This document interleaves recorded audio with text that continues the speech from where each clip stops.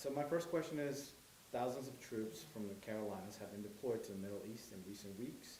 Do you support the decision? So could you ask that again and speak up a little bit? Okay. Okay. Yes, sir. Thousands of troops from the Carolinas have been deployed in the Middle East in recent weeks. Do you support the decision to send more troops to the Middle East? So one thing that's forgotten in a lot of this is the 40 years of aggression by Iran. And we've seen a lot of activity in Iraq, even after the fall of ISIS in Western Iraq and Syria.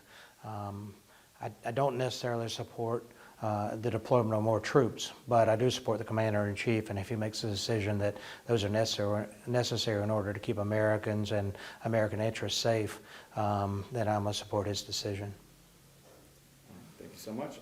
You're against the war power resolutions that passed the House. Why is that?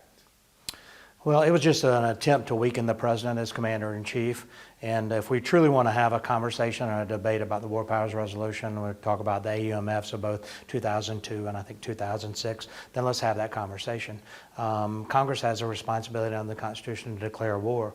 The War Powers Resolution is something I think that ought to be debated in Congress. I've never supported AUMFs because I think there needs to be a lot more diligence when we're going to send men and women in harm's way. All right, thank you. So how quickly do you expect the impeachment trial to move in the Senate? Ask that again. How quickly do you expect the impeachment trial to move in the Senate? You know, I've never gone through this, and so I'm not sure how long it'll go. You hear a speedy trial from Mitch McConnell. You hear a lot of effort of bringing a lot of witnesses from the other side. So we'll just see. It's going to begin Tuesday, and like other Americans, even though I'm right there in the Capitol, I'm going to be watching it diligently, and I don't see any sort of high crimes or anything that was an impeachable offense. This is very, very partisan, and I hope it ends very quickly. Thank you. So South Carolina is considering a fetal heartbeat bill. Is that something you would like to see passed? Ask that again? Yeah, South Carolina is considering a fatal heartbeat bill. Absolutely. So you know, I don't have a vote on that. The General Assembly does, but it's something I've supported in Congress. Steve King from Iowa has the heartbeat bill that we've been a co-sponsor of. Every year it's been filed, and so I'd love to see South Carolina pass that. I hope they take it up quickly. It stalled in the Senate, I believe, in the last session, and so this is something that needs to happen. All right, thank you. So what do you want to say to South Carolinians before November's election? You know, I'm filing for re-election in March and seek another term in Congress. I believe the president will get reelected. I look forward to working with him in the next term.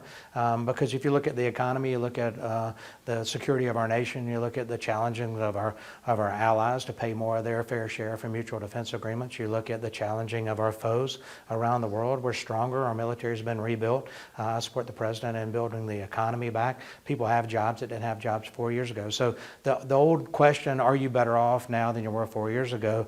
I think if Americans ask that question, they'll answer yes. And I believe Donald Trump will get reelected. All right, thank you.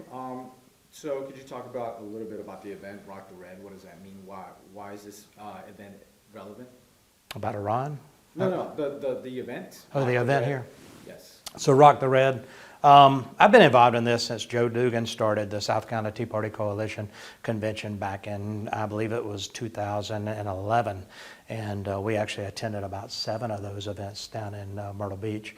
I'm glad it's here in Greenville. It's a lot closer to home for me, and it gets more upstate involvement. Although Myrtle Beach attracted people from all over. It's good to be here tonight. We're going to hear from Doug Collins, who was really a champion in the impeachment process in the House. He's a good friend of mine. We've been friends since he came to Congress. Our districts adjoin each other. He's on the other side of the Savannah River in Georgia. And so he's going to bring a good message because he's been heavily involved in what the Democrats have been doing to our president through this whole this sham impeachment. So I'm glad that Presley Stutz picked this up, and we have the Rock the Red Convention here in Greenville. Now, is there anything you'd like to say that I haven't asked you? No, I think we're good. All right. Yeah. That is it. Thank you Thank so you. much.